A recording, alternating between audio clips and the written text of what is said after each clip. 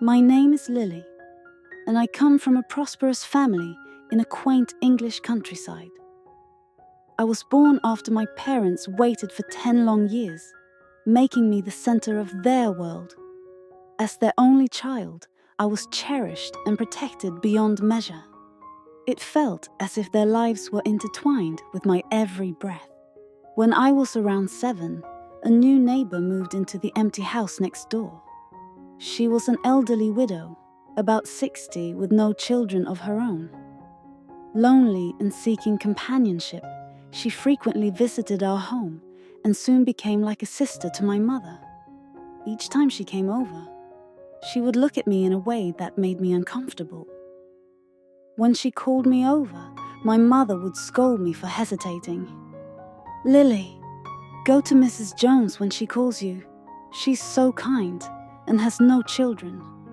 Don't hurt her feelings," my mother would insist. Reluctantly, I started spending time with her, though I didn't feel at ease. One day, when I was playing outside, Mrs. Jones asked me to accompany her to the market to buy some groceries.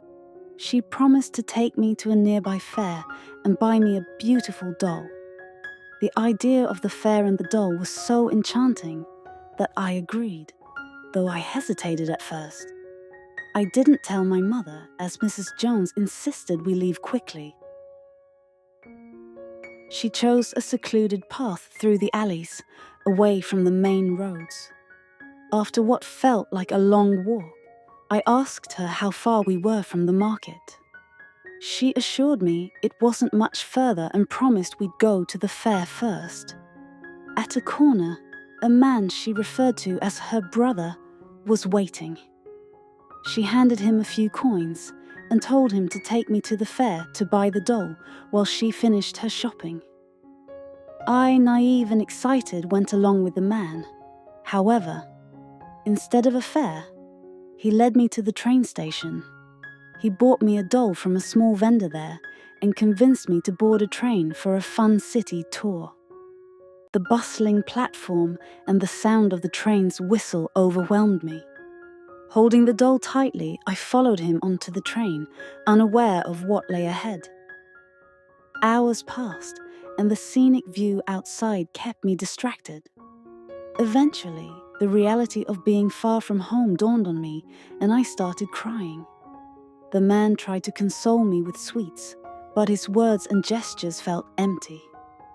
I cried harder, attracting attention. To pacify me, he gave me a treat. And soon after eating it, I felt drowsy. I didn't realize it then, but the treat was laced with something that made me fall asleep. When I woke up, we had arrived in a city bustling with people. I learned we were in Liverpool. The man tried to put me into a taxi, but I started screaming and crying uncontrollably, drawing the attention of the cab driver. Sensing something was wrong, the driver confronted the man, who quickly fled when the car slowed at a traffic light. The kind-hearted driver calmed me down and took me to the nearest police station. The police asked me questions about my family and home, but I was too young to provide clear answers. I only knew I lived in a village far away, but I couldn't remember its name. With no information to trace my parents, the police entrusted me to the driver temporarily. He and his wife treated me kindly and made me feel safe. Over time, I became part of their family. Though I missed my parents, the lack of communication and resources meant that I couldn't be reunited with them. As I grew older, I adjusted to my new life. When I turned 16, the driver, Mr. Thomas, arranged my marriage to his wife's widowed brother, who was significantly older than me. Though it wasn't my dream life, I accepted my circumstances and dedicated myself to raising his 4 children from his first marriage.